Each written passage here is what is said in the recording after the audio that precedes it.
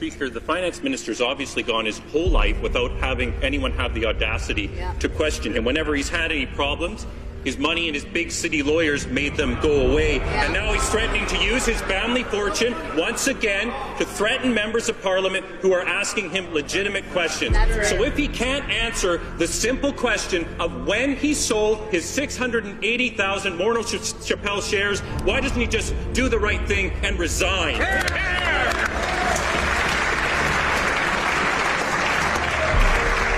Honourable Minister of Finance. Absolutely said that I sold some shares. That happened. What I can tell you, Mr. Speaker. But now that we've seen the withdrawal of the partisan and botched appointment of Madeleine Mayer, we are left with an interim language commissioner and an ethics commissioner whose term is close to an end. And of course, we haven't forgotten that the ethics commissioner is currently investigating the Prime Minister.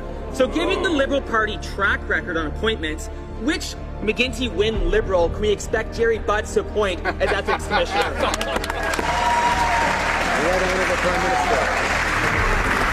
I find it humorous that the party opposite is actually criticizing on appointments because the fact of the matter is they completely botched the Supreme Court's appointment, which is so important. No Prime Minister had ever botched it as much as the previous Prime Minister had. We were pleased that we were able to do something that a lot of people said weren't possible, which is find an extraordinary Supreme Court justice from Newfoundland who was bilingual. These are the kinds of things that we look for, and we take seriously the responsibility of nominating the best possible people for the posts right across this country. The clue's in the title. Prime Minister's questions. He's supposed to be answering the question. Now. He's had 6 months. He's had 6 months. He's had 6 months to think about this. It's not too much to ask. The Right Honourable Member for Rushcliffe, who's not here, he would say unequivocally that he would vote yes in a referendum. The Children's Secretary, who's hiding away down there, he has briefed that he wants us to leave the European Union. I'm just asking the Prime Minister a straight question. In the referendum, can he guarantee that he will vote yes in an in-out referendum?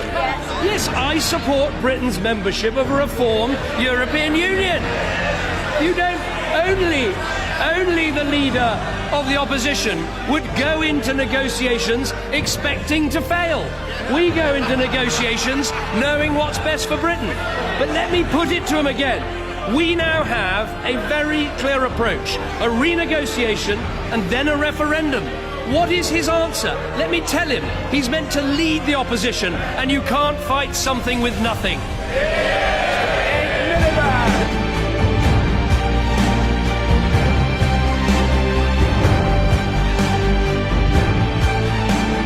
Leader of the Opposition will indulge us.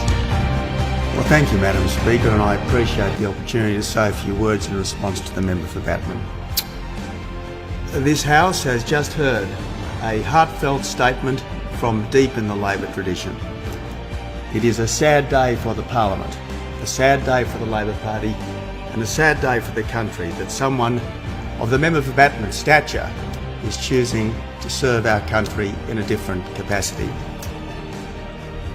The member for Batman, if I may say so, Madam Speaker, is not simply another member of this Parliament. He is steeped in this Parliament. He is steeped in the traditions of service.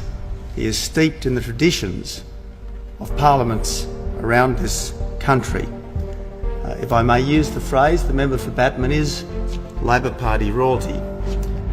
I have in times past, Madam Speaker, somewhat slightingly referred to the hereditary peers of this Parliament. I regret on this occasion that I did so then. I should not have made light of the tradition which the member for Batman represents, the tradition of service to party and country which the member for Batman and his family has represented for several generations. The member for Batman spoke with considerable emotion. He respects the party he served. I should say from this side of the Parliament, we too respect the party he has served. Over the years, the Labor Party has made a monumental contribution to this country. The Labor Party, at its best, has been a nation-building party, and the member for Batman has always hearkened to the best traditions of the Australian Labor Party. I regret, Madam Speaker, that he feels unable to stay in the Parliament. I regret that he felt unable to remain in the current government.